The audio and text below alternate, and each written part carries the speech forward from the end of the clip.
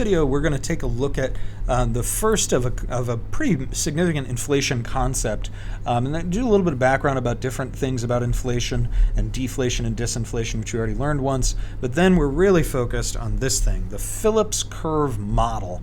And this model is controversial in economics, so we're just going to stick it in this unit and say, yeah, here it is, guys. But before we get there, let's kind of go back a little bit and think about inflation. We have actually two different models of prices in economics. We have, let me zoom in so you can see this a little bit better. You have Keynesian or sticky prices, which basically is the idea of in the short run, we expect the prices not to change too much in the whole economy. And it typically holds true when moderate inflation is present. So between, say, 0 and 5% increases per year. But we'd also say that there's this other model of classical or flexible prices, and that in the long run that the prices are flexible for goods and services, that inflation happens in the long run. And this typically happens at above 5% inflation levels per year. That's because people will respond faster to higher prices. They'll say, I need a raise, and they'll go and update their prices. If we start to see inflation really above 5%, we really start to see a lot faster movement of prices. Now, there's really two causes of inflation. There's a third cause that I don't particularly want to get into in this topic, but it's out there. But in general, for an introductory class, there's two causes of inflation. You have demand pull and you have cost push. And in the name tells you actually what's going on here. Demand pull is aggregate demand has risen, and that's pulling inflation up. And cost push is the idea that costs have risen, and that's going to push it up because of a decrease in short run aggregate supply. So I'm going to graph off to the side here both of these, and they're both the ADAS model. Off to the side here, you've got AD and you've got AS. And if we have demand going up, aggregate demand going up, the price level will be pulled up as a result of the aggregate demand increasing. But if we have here aggregate demand and then aggregate supply, but aggregate supply decreases, right, and decreases, then we also see inflation. And this is costs pushing inflation up. And we sometimes call the recession of that a stagflation gap. Now, there are kind of some big effects of inflation. We've already talked about shoe leather, menu, and unit of account. Really quickly, that's the idea that you're running around trying to conduct transactions before your money isn't worth as much. It's costly to firms because they're constantly updating price lists and menus. And then the third is that it actually erodes money's function as a unit of account, that it's hard for us to judge the value of things if there's high inflation.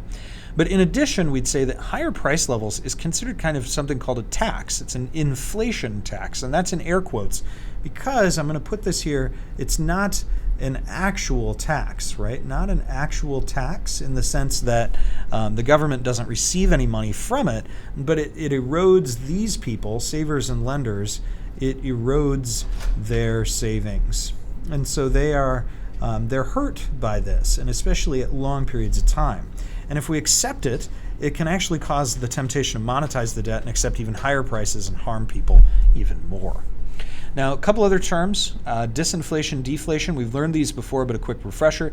Disinflation is reducing the inflation rate, and that's often very difficult and costly to do because it typically depends on reducing output.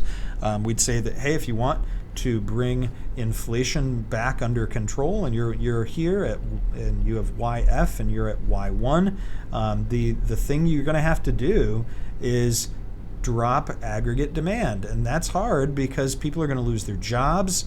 It's going to be tough to do that, so it's expensive. In the sense of expensive to an economy, it's hard to do.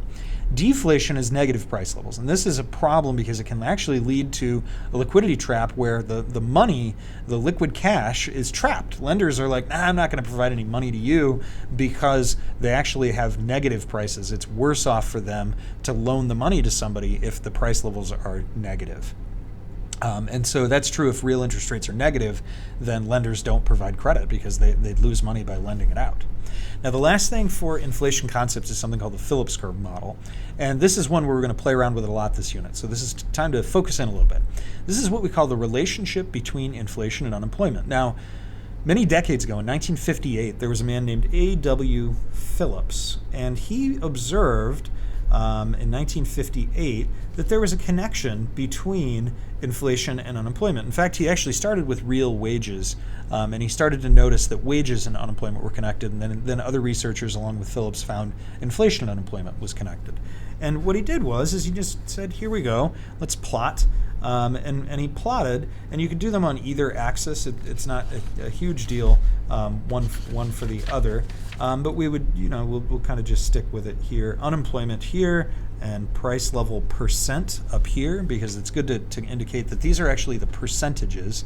And what he found is that if unemployment is very high, and I'm adding that as to quantitative, that axis, right, versus unemployment is very low, and if price level increases are very high versus very low, he found that in periods of very high unemployment that there wasn't very much inflation. And he noticed that there was kind of a connection of dots, that if he plotted these points and then he connected the dots, and he found that generally speaking there's an inverse relationship between percentage of price level changes and unemployment rates. And that was a thing that was kind of like an aha moment, that if you want to reduce unemployment, all you have to do is accept slightly higher prices, and vice versa. If you have too high of prices, then you have to accept higher unemployment. Now, that was a problem because in the long run, as it turns out, this relationship doesn't hold true. In the long run, there is basically a long run Phillips curve, and there is a short run Phillips curve. And this long run Phillips curve is actually kind of here at YF, the full employment unemployment percentage, which corresponds to, in some textbooks, the natural rate of unemployment. And now there were later researchers who also characterized this as the non-accelerating inflation rate of unemployment. And that is to say, the rate of unemployment where no inflation change will occur. In the sense that if it's at 2%, then it will stay at 2%. If you're at 5%, then it will stay at 5% inflation rate. Right? So if you're at the NAIRU, then the inflation rate isn't going to change. But if you go below the NAIRU, so imagine like a spectrum of like NAIRU is, we'll say, 5%.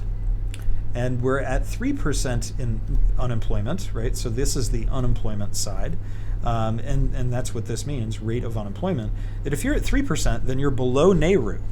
And so inflation will increase, or we would say price levels will increase. But if you're above NAIRU, let's say at 7%, then price levels will decrease. And so that's what this is kind of corresponding to, is saying if you're at the long-run Phillips curve, you're at the NAIRU, the non-accelerating inflation rate of unemployment. For our purposes, in this class, we could get away with saying that's equivalent to full employment output in the aggregate demand, aggregate supply model, that here, or the natural rate of unemployment, which we've already learned as well. So this idea is show long-run equilibrium expansion recession with LRPC and SRPC. So let's identify a couple of those. The long-run equilibrium would be right here, right? This is the long-run equilibrium, right, where the two lines cross. But if you had high unemployment and low price levels, that would be a typical short-run recession. And over here, high prices but low unemployment would be a typical expansion.